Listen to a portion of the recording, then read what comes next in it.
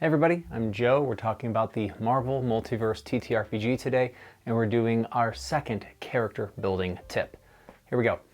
As always, we are doing these videos as of Rules Update 1.3, which looks like it's going to be the last rules update before the final game is published later on this summer. And if there are any big changes to the rules discussed when that publication comes out, we might have to do a video updating some of the recommendations. This is the second video in our series on some character building tips. Usually this is for players who are going to be building something that is exciting for them to bring to the table, but also might be worth some interest and some look from some narrators who are wanting to build more interesting NPCs and villains. Our recommendation for this video is to choose the type of combatant you are. This is a point that's not explicitly made in the materials that we see right now published from Marvel, but when you take a look at the powers that are granted to characters that are offensive in nature, they fall very explicitly into one of two camps. The first camp, the first type of combatant, is going to be a single target focused combatant. This is somebody who turns his or her attention to one enemy and does significant damage to that single enemy. This character is able to spike damage against one enemy higher than the other type of combatant, but does need to focus fire, so to speak. The second type of combatant is one whose powers allow him or her to attack multiple enemies on the field. When I've done character builds before, I have assumed 3 enemies on the field for purposes of calculating estimated damage, but this character's abilities work in a very predictable way.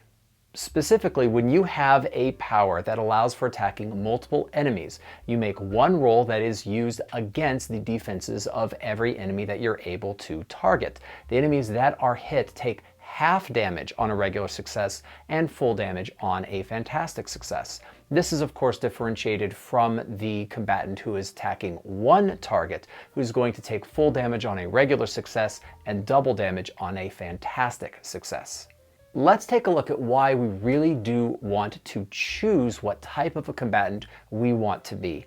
The reason is that, typically speaking, feat chains that we buy our way into inside of power sets fork under most circumstances, and we have to choose what type of a path we are going down. For an example, we'll use the Blades power set. Let's say that you want to be a multiple target damage dealing combatant inside of the Blades power set. You have a very specific feat chain in front of you.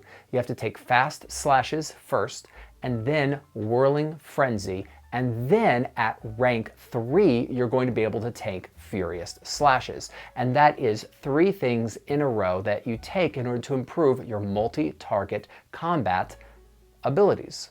But let's say that you want to be the best single target damage dealer that you can be. This is an entirely different feat chain. You would take Vicious Slash, and then at rank 2 you would take Slice and Dice, and at rank 3 you would take Focused Fury. Now, you of course could take all 6 of these powers if you wanted to, but what would that look like? Let's say that you wanted to maximize the Blades power set. That's of course totally appropriate. At rank 1 you get 3 powers, and assuming you do not go into any other power sets, you would get an additional 4 at rank 2 and an additional 4 at rank 3. That's a total of 11 powers that you can have at rank 3 if you only go into one power set plus utility powers. And these 6 powers make up more than half of the powers you have available to you. So you absolutely can take 2 different paths to be able to deal damage with this character, but add in some utility powers for additional defense and some powers that are going to grant you the ability to spike damage with this character, and all of a sudden your character isn't doing anything else except these 2 paths for damage dealing. Let's say instead you chose to only go into one particular route for dealing damage, either one of these paths, and that's totally fine. And let's say that you used that as an opportunity to go into a new power set at rank 2 and a new power set at rank 3. In this scenario, you would only have 9 powers, but you would be in 3 different power sets, and the powers you have taken are only 1/3 rather than 1/2 of your total. In this scenario, you would be able to go into additional power sets to ramp your defense, or perhaps you'd be able to go into a different power set in order to change the way that you attack, such as the plasticity power set, or perhaps you'd be able to take more interesting utility powers, such as flight. Your character gets more diverse when you lower the number of powers necessary to do the type of attack you want. And realistically, in the Marvel Multiverse game, it's not that easy to be able to combine 2 different powers simultaneously for a given effect, with combat trickery being an obvious exception. So what we really want to do with most characters is find the single way that we want to do primary damage, and we want that to be what we use most of the time. Everything else that we can build into our character can add utility to the character, or survivability to the character, or just something fun. Now there is one exception to this, and that is powers that utilize focus. Staying with the example in the Blades power set, Focused Fury is a wonderful power that allows you to spike damage by expending focus. Now this is a limited resource, meaning you cannot do this all the time. And as a result, you want to have a backup way of dealing damage that is going to not utilize focus in case you want to save it. But fortunately, every power that uses focus to fuel damage has a prerequisite that does not utilize focus. In the case of Focused Fury, you could simply use Slice and Dice. Slice and Dice is a great power that is able to bypass damage reduction and is able to make an attack against a resilience defense rather than melee or agility. And therefore it has a lot of utility, and you must have it in order to take Focused Fury.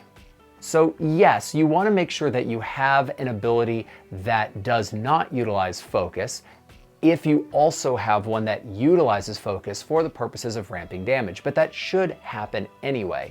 What this tells us is, yes, if you are primarily utilizing a power that expends focus in order to ramp damage, you need to have some type of a power that does not utilize focus in case you start to run low. However, that should have already happened due to prerequisites.